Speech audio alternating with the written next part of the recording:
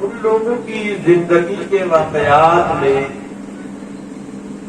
ان لوگوں کی زندگی کے قصوں میں عقل مندوں کے لیے درس و عبرت ہے۔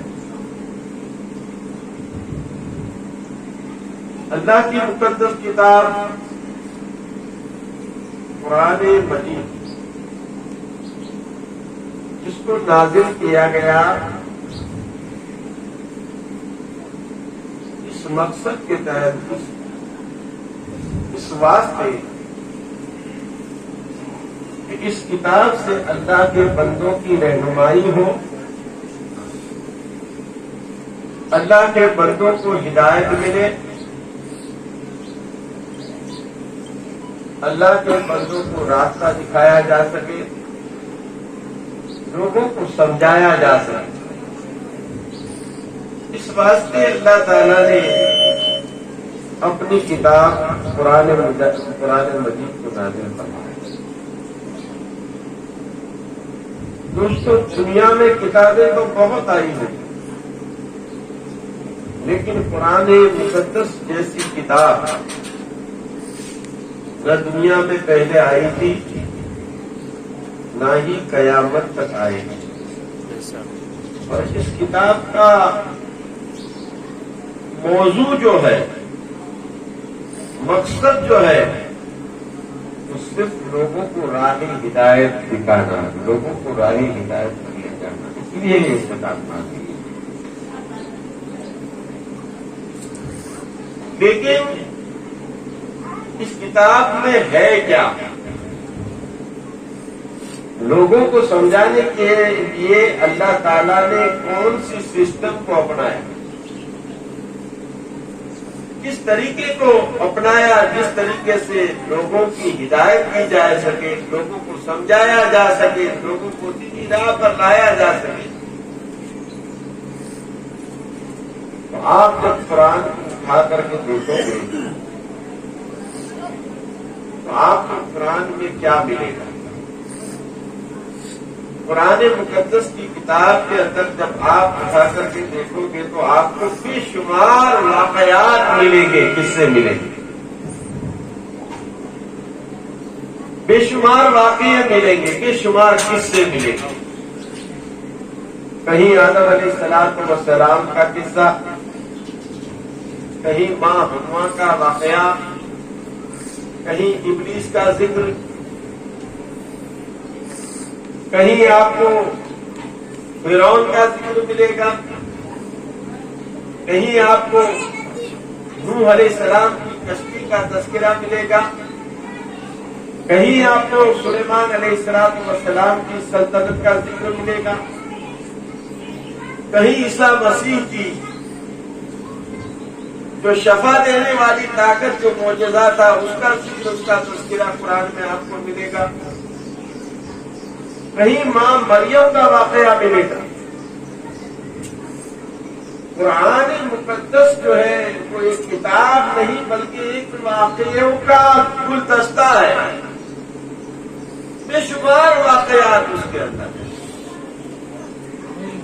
اور اسی قرآن میں اللہ تعالیٰ نے یہ ارشاد فرمایا، لَقَدْ كَانَ فِي قَصَصِهِمْ عِبْرَةٌ لِأُولِي الْأَلْبَابِ، کہ جو لوگ تم سے پہلے دنیا میں آ کر کے گئے ہیں، جو لوگ دنیا میں آ کر کے تم سے پہلے گزرے ہیں، ان کی جو زندگی کے واقعات ہیں، ان کے قصے جو ہیں، اس میں عقل مندوں کے لیے درس دیتا ہے۔ یہ شرط لگائی گئی ہے کہ یہ واقعات سے عبرت کس کو مل سکتی ہے؟ جو عقل مند ہے، جو سوچتا ہے، آدمی فکر کرتا ہے، اسے ہدایت ملتی ہے۔ میرے دوست اور بزرگوں، اللہ کے حبیب سرکار دو عالم صلی اللہ تعالی علیہ وسلم اپنی ظاہری حیات کے اندر مدینہ شریف کے قبرستان جنت البقیع میں بار بار تشریف لے جاتے ہیں، تشریف لے جاتے تھے آپ قبرستان کے اندر، اللہ کے حبیب علیہ الصلوۃ والسلام اپنے صحابہ سے بھی یہ ارشاد فرماتے تھے کہ آپ لوگ قبرستان میں جایا کرو، آپ لوگ قبرستان میں جایا کرو اس لیے کہ قبرستان میں جانے سے عبرت حاصل ہوگی، عبرت حاصل ہوگی، یعنی کچھ سیکھنے کا ملے گا، تمہیں احساس ہوگا، اس لیے قبرستان میں جائے گا۔ دوستو، قبرستان میں جانے سے انسان کو کیا عبرت ملتی ہے؟ آپ جب کسی قبرستان میں جاؤ گے تو بے شمار قبریں آپ لوگوں کی نظروں کے سامنے ہوں گی، بے شمار قبریں آپ دیکھیں گے، لیکن ان بے شمار قبروں میں، ان ہزاروں قبروں میں کچھ قبریں ایسی ہوگی کہ جس قبر والے کو آپ پہچانتے ہو۔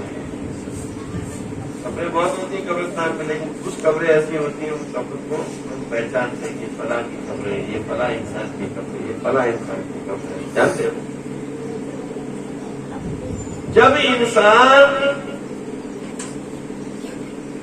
کسی ایسے انسان کی قبر پر جائے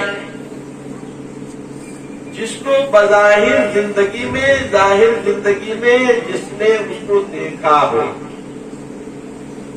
اس کو رہتے ہوئے، اس کو دنیا کے اندر عیش آرام کرتے ہوئے، دنیا کے اندر سکھ صاحبی بھوگتے ہوئے اس آدمی کو دیکھا، جب اس آدمی کی قبر سامنے آئے گی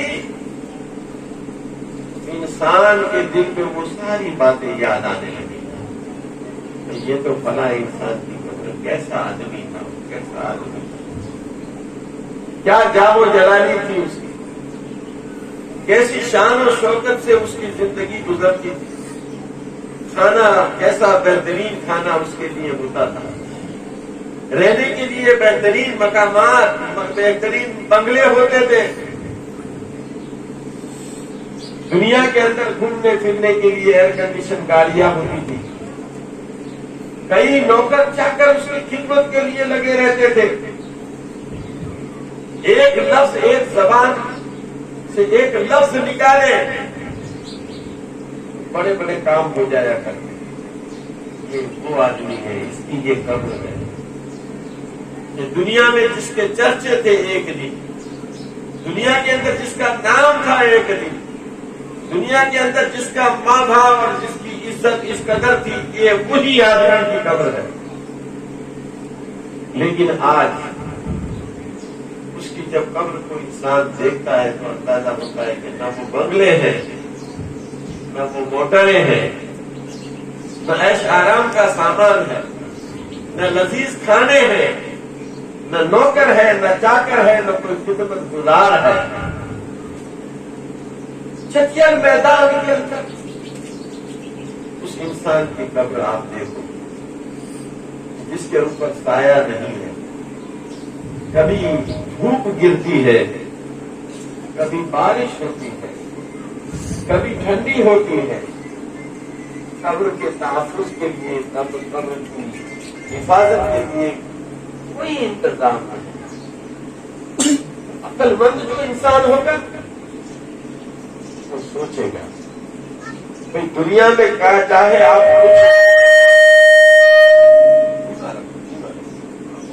دنیا میں آپ کچھ بھی بن جاؤ، لیکن انجام آپ کا یہی ہوگا جو ہم دیکھ رہے ہیں، انجام ہمارا وہی ہوگا۔ آج چلے ہم دنیا میں جو کچھ بھی کھائیں پیئیں، قیمتی لباس پہنے، قیمتی گاڑیوں میں گھومیں، قیمتی بنگلوں میں رہیں، کچھ بھی کرے، انجام جب ہوگا ہمارا، خاتمہ بھی جب ہوگا، ہماری حقیقت یہ ہوگی کہ جس طرح سے یہ آدمی قبرستان میں ہے اس کی حفاظت کا کوئی سامان نہیں، اس کا دھیان رکھنے والا کوئی نہیں، اور یہ آدمی کی قبر میں دھوپ میں، بارش میں، ٹھنڈی میں کچل میدان کے اوپر پڑی ہے۔ اتنا ہی نہیں بلکہ آپ کو دیکھنے ملے گا کہ ان قبروں کے اوپر کانٹے اگ جاتے ہیں، کانٹے اگ جاتے ہیں، جالے اگ جاتے ہیں. اور کبھی کبھی ایسا بھی ہوتا ہے، آپ لوگوں نے دیکھا ہوگا، قبرستان جہاں پر کھلے قبرستان آپ لوگ دیکھیں گے، بعض مرتبہ ایسا ہوتا ہے کہ قبروں کے اوپر کتے آ کر کے پیشاب کرتے ہوتے ہیں. لوگ پاخانہ جانے کے لیے قبرستان میں چلے جاتے ہیں، قبر کی کوئی اہمیت نہیں سمجھتا، قبر کو کوئی دھیان نہیں دیتا. ارے اے انسان، دنیا کے اندر جب تو تھا تو جسم کے اوپر ایک مکھی بیٹھے تو وہ تجھے گوارا نہیں تھی، منظور نہیں تھا. لیکن آج تیرا جو حال ہے، حال کو دیکھتے ہیں تو پتہ چلتا ہے کہ تو نے جو کچھ بھی دنیا میں عیش آرام کیا، سکھ صاحبی کی، شان و شوکت سے زندگی کو بسر کیا، سب کچھ کیا، لیکن آج تیرا انجام یہ ہے میرے دوستوں. لیکن کیا سب لوگوں کا یہی حال ہوتا ہے؟ مرنے والے سب کی قبریں ایسے ہی ہوتی ہیں، یا کچھ لوگ ایسے بھی ہوتے ہیں کہ جن کی قبروں پر دھوپ نہیں آتی؟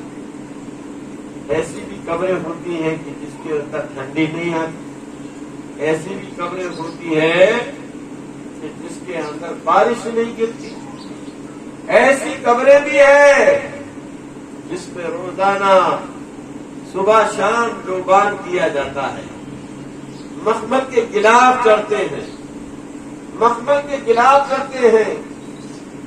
شاندار روزوں کے اندر ان کی قبریں ہیں. لوگ حاجت مند ان کے وسیلے سے دعائیں مانگنے کے لیے آتے ہیں. اللہ کے ولیوں کا آستانہ آپ لوگ دیکھتے ہوں گے، آپ کو پتا ہوگا، وہ بھی تو ایک قبر ہے، وہ بھی ایک قبر ہے. لیکن وہ عام دوسری قبروں جیسا اس کا حال نہیں ہے. جانتے ہو کیوں؟ اس لیے کہ انہوں نے دنیا میں جب رہے ہمیشہ خدا کو یاد کیا، ہمیشہ خدا کو یاد کیا. دنیا کی چیزوں سے دل نہیں لگایا، دنیا کی چیزوں سے مال دولت سے محبت نہیں کی، عیش آرام کا خیال نہیں کیا. بھوک اٹھائی، پیاس اٹھائی، تکلیفیں اٹھائی اور مصیبتوں کا سامنا کرتے رہے، لیکن ایمان کو مضبوطی سے پکڑے رکھے، اچھے عمل کیے. اسی واسطے تو شاعر نے کہا، عمل سے زندگی بنتی ہے جنت کی جہنم بھی، عمل سے زندگی بنتی ہے جنت کی جہنم بھی. یہ ساتھی اپنی فطرت میں نہ نوری ہے نہ ناری ہے. انسان کو جنتی کون بناتا ہے؟ انسان کو جہنمی کون بناتا ہے؟ خود انسان اپنے آپ کو جنتی بناتا ہے یا خود انسان اپنے آپ کو جہنمی بناتا ہے؟ کیسے؟ اس لیے کہ انسان جب ایسے عمل کرتا ہے کہ جن عمل کرنے سے انسان کو جنت نصیب ہوگی. اچھے عمل کرو گے تو فائدہ ہوگا، اگر برے عمل کرو گے تو ظاہر ہے کہ نقصان ہوگا. تو انسان اگر جنت میں جانا چاہتا ہے تو اس کو خود کو موقع دیا گیا ہے کہ وہ دنیا میں جب ہو تو اپنے لیے کچھ ایسا سرمایہ جمع کرے، ایسا مال جمع کرے، ایسا توشہ جمع کرے جو اس کو کام آئے، محشر کے اندر قبر میں کام آئے. ایسا اگر عمل انسان کرتا ہے تو وہ عمل اس کو جنت میں لے جاتا ہے. اور اگر انسان گناہوں سے لبریز رہ کر کے دنیا ہی کی فکر میں لے لو، یہ وہ لو، یہ کر لو، یہ کر لو، دنیا کی لالچ میں انسان پڑا رہتا ہے تو دنیا تو بے وفا ہے. ایک دن ایسا آتا ہے کہ جس دنیا سے ہم محبت کرتے ہیں وہ دنیا ہمیں چھوڑ دیتی ہے، چھوڑ دیتی ہے، تنہا رکھ دیتی ہے. اور دنیا جس کو ہم بہت زیادہ چاہتے ہوتے ہیں وہ دنیا ہمیں لات مار دیتی ہے. لیکن جو لوگ اللہ سے ڈرتے ہیں، اللہ کا خوف دل میں رکھتے ہیں، اللہ کا خوف رکھ کر کے اپنی زندگی کو بسر کرتے ہیں، ایسے لوگوں کے مزارات، اللہ کے ولیوں کی بات کر رہا ہوں، ان لوگوں کی مزارات پر آپ جا کر کے دیکھو گے تو سنگے برف کے آستانے بنے ہوتے ہیں، اس پہ گلاب کے پھول چڑھتے ہیں، اس کو عنبر کے عطر لگتے ہیں، مخمل کے بنے ہوئے، ریشم کے بنے ہوئے گلاب چڑھتے ہیں، صبح شام جہاں پر قربان ہوتے ہیں، خوشبو سے معطر کیے جاتے ہیں۔ یہ وہی انسانوں کی ہی قبر ہے، یہ قبریں بھی انسانوں کی ہی قبر ہے، لیکن اتنا فرق ہے۔ بس بات اتنی ہے کہ جس نے دنیا کو چاہا، نہ دنیا میں اس کے لیے فیسلٹی رہی نہ آخرت، اور جس نے خدا کو چاہا، اللہ سے محبت کی، اس کے لیے دنیا میں بھی فیسلٹی ہے اور اس کے لیے آخرت میں بھی ہے۔ میرے دوست اور بزرگوں، بے شمار واقعے قرآن مقدس کے اندر اللہ تعالیٰ نے ارشاد فرمایا، اور اللہ تبارک و تعالیٰ اپنے بندوں کو ہدایت دینے کے لیے واقعہ سناتا ہے۔ دیکھو اللہ کے نبیوں نے، جو اللہ کے برگزیدہ بندے تھے، اللہ کے محبوب بندے تھے، انہوں نے دنیا میں تکلیفوں کے سوا کچھ نہیں کیا، تکلیفیں ہی اٹھائی، کبھی ان کو آرام کبھی ان کو سکون نہیں ملا۔ میرے دوستوں، حق کی بات کرنے والا ہمیشہ تکلیف سے رہا۔ ابراہیم علیہ السلام کو دیکھو، کبھی ان کو آگ میں ڈالا جاتا ہے، کبھی ان کے اوپر کیا کیا مصیبتیں اتاری جاتی ہیں۔ موسیٰ علیہ السلام کی بات کریں تو موسیٰ علیہ السلام نے بھی جب فرعون کے سامنے اللہ کے دین کی دعوت دی اور کہا کہ اے اللہ کے بندے،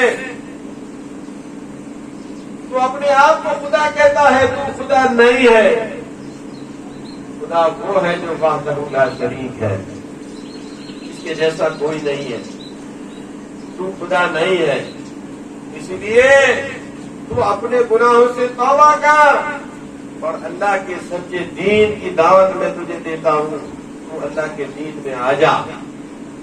جب یہ سنایا تو فرعون کو غصہ آیا اور حضرت موسیٰ علیہ السلام کا پیچھا کیا، ان کو مارنے کے لیے، ان کو ختم کرنے کے لیے پیچھا کیا۔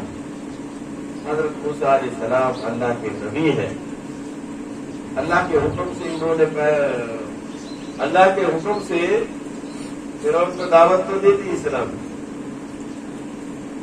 لیکن جب فرعون غصے ہوا اور ان کا پیچھا کرنے لگا تو اللہ کی بارگاہ میں عرض کیا موسیٰ علیہ السلام نے کہ اے اللہ، اب میں کیا کروں؟ کوئی بات نہیں، بھاگو بھاگو۔ حضرت موسیٰ علیہ السلام وہاں سے بھاگے اور فرعون اور اس کا لشکر پیچھے گئے۔ دیکھو اللہ کی شان ہے، ایک ذرے کو اللہ پہاڑ بنا سکتا ہے، ایک قطرے کو اللہ دریا بنا سکتا ہے۔ آدمی کی عقل کام نہیں کرتی کہ بھئی اتنا آدمی کیا کر سکتا ہے، ایک اکیلا آدمی کیا کر سکتا ہے، لیکن اللہ جس کی مدد پر ہوتا ہے اس کی طاقت کا کوئی اندازہ نہیں لگا سکتا۔ دوستوں، تاریخ کے اندر، اتہاس کے اندر یہ چیزیں پائی گئی، تاریخ کے اندر، اتہاس کے اندر یہ چیزیں پائی گئی کہ اللہ تبارک و تعالیٰ نے ایک معمولی مچھر سے بڑے بڑے ہاتھیوں کو قابو میں لیا، بڑے بڑے مغرور انسانوں کو جو اپنے آپ کو خدا کہتے تھے، ان لوگوں کو اللہ تبارک و تعالیٰ نے اپنے قابو میں لیا ایک معمولی مچھر کی وجہ سے۔ اللہ جب چاہتا ہے کسی بڑی سے بڑی طاقت کو بھی ایک معمولی سی چیز اسے فنا کر سکتا ہے، اور کبھی کبھی اللہ اگر چاہتا ہے تو ایک معمولی سی چیز سے اللہ تعالیٰ اپنے بندوں کی حفاظت کرتا ہے۔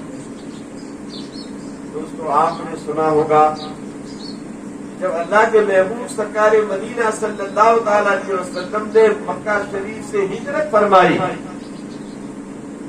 اور ہجرت کے دوران میں آپ ایک پہاڑ کے اوپر حضرت ابوبکر صدیق اور اللہ کے محبوب سرکار مدینہ صلی اللہ علیہ وسلم نے غار کے اندر، ایک غفا کے اندر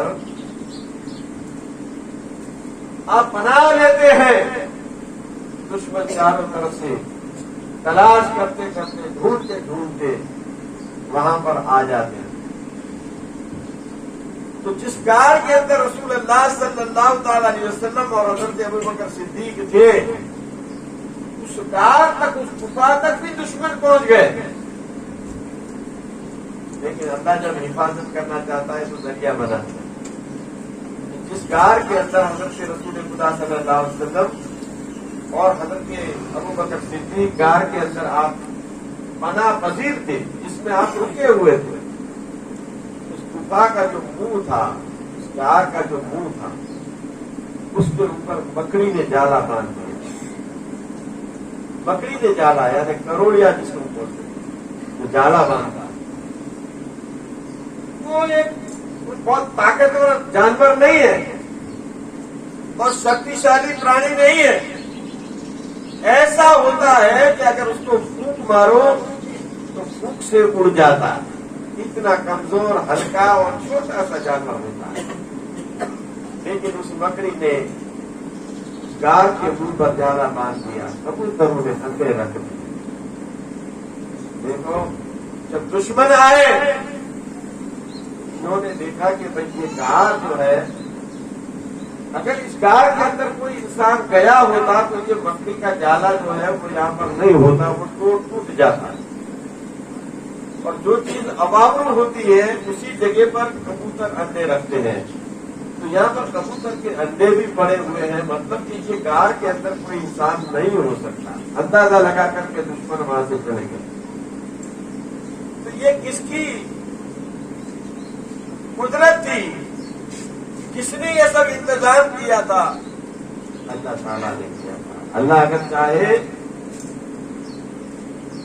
انسان کی حفاظت ایک مکڑی کے ذریعے سے، ایک مکڑی کے ذریعے سے، ایک کبوتر کے ذریعے سے اللہ اپنے بندوں کی حفاظت بھی کر سکتا ہے۔ اور کبھی کبھی بہت بڑے طاقتور، بہت بڑے شکتیشالی اللہ کے دشمنوں کو سبق سکھانے کے لیے ایک معمولی سی چیز بھیج دیتا ہے، جس کے مقابلے کے اندر طاقتور کی طاقت کمزور پڑ جاتی ہے۔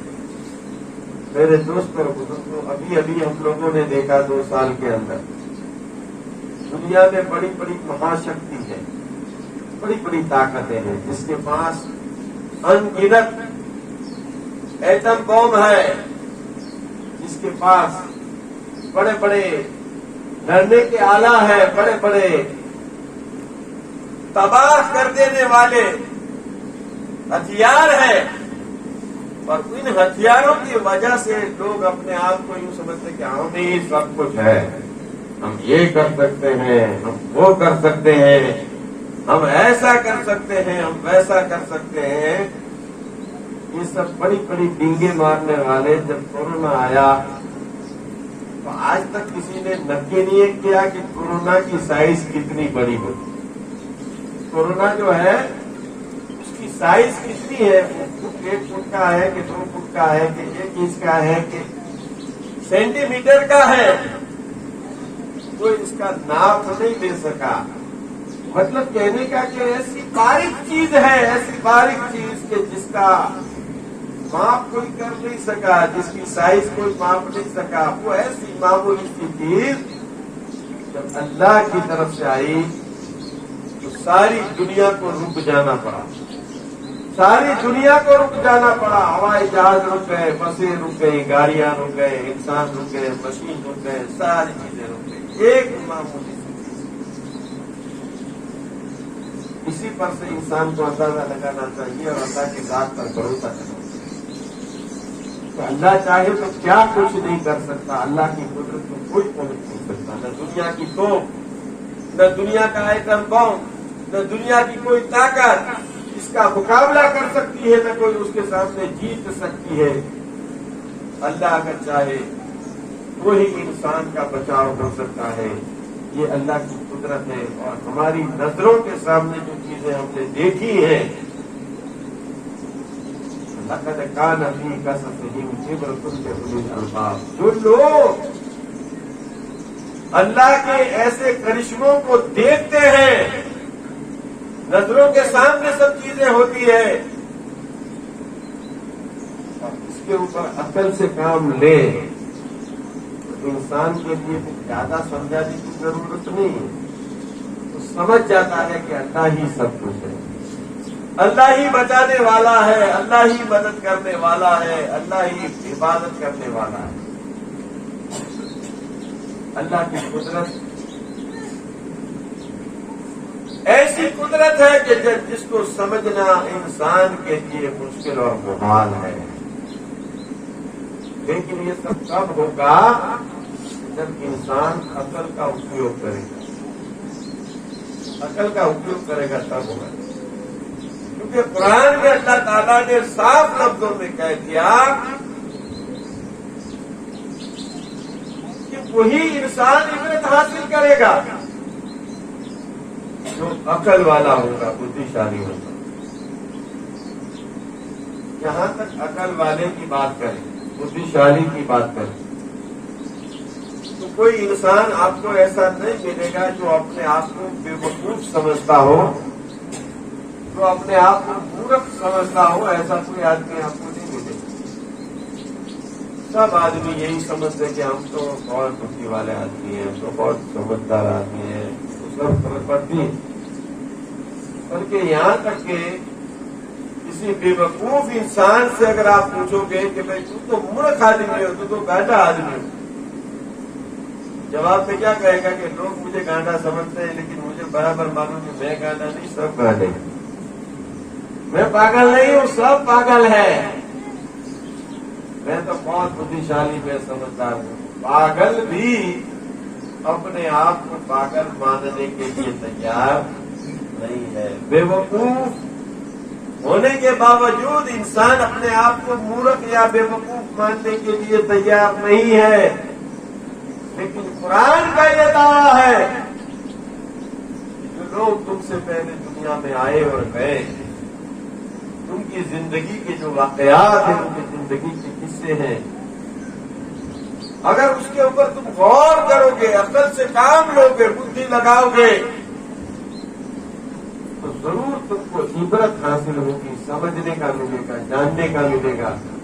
اور حقیقت کے اندر اگر تم نے دنیا کی کیفیت کو، اللہ کی قدرت کو صحیح انداز کے اندر اگر تم نے اس کو، اللہ کی قدرت کو سمجھا اور عقل لگائی اور سوچ سمجھ کر کے اگر فیصلہ کیا، تو تمہارے ایمان کو وہ مضبوط کر دے گا، وہ عمل تم کو بچا لے گا۔